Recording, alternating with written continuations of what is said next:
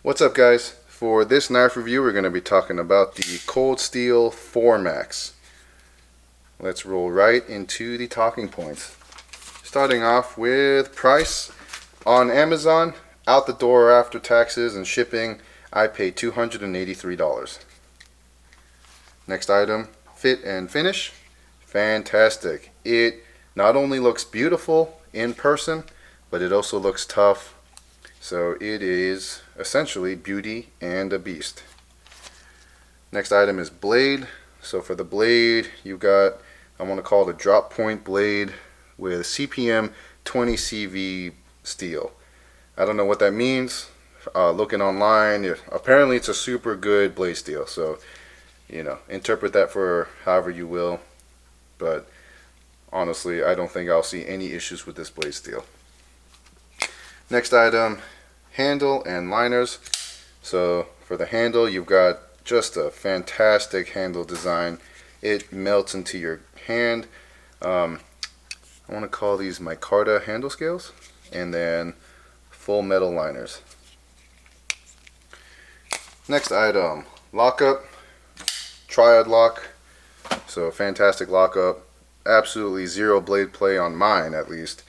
Super tight lockup. No complaints there. 10 out of 10. Next item, does it carry well?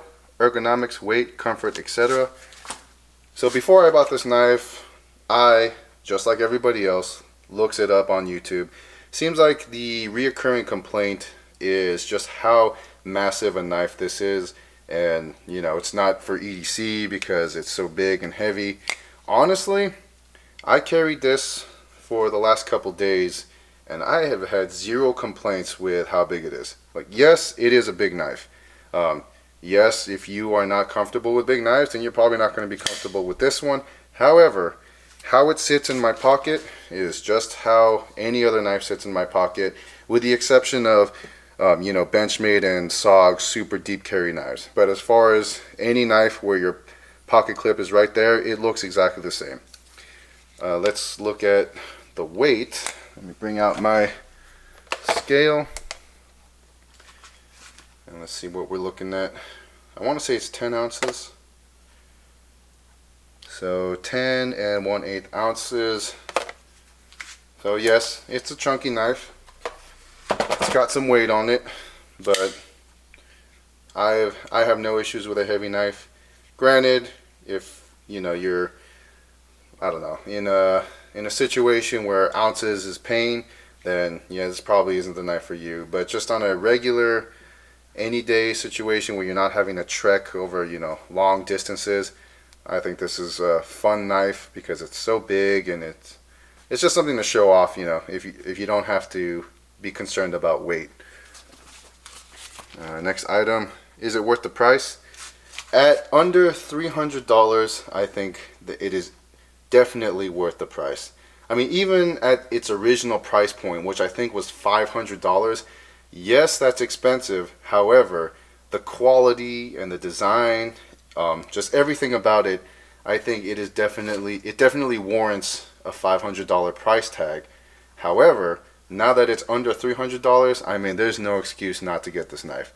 If you've got the money and it's not going to destroy your bank account and you're looking for a knife, then hell yeah, get the 4 Max. There's a reason why everybody knows about this knife if they're a knife guy, because it's fantastic from quality, fit and finish, everything. You can't really go wrong with the 4 Max.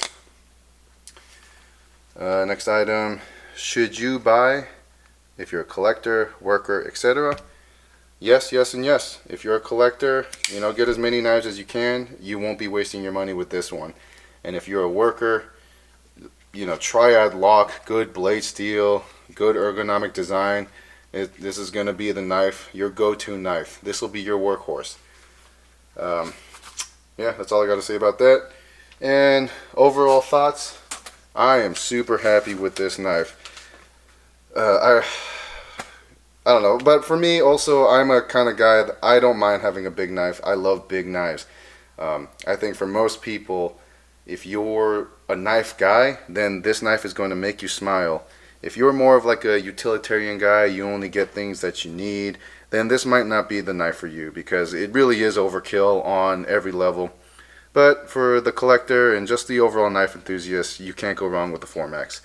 I think some people were concerned about the safety of this knife, because the blade is so big, you risk cutting yourself. But I mean, so I've noticed that just holding it and pushing down to close the blade, you've got plenty of space on the what is this called, the ricasso right here, that as long as you practice closing it one-handed, then there's no risk of cutting yourself. You just got to make sure that your finger is up on that choil, and then the ricasso will make contact with your finger, and then you can continue closing it.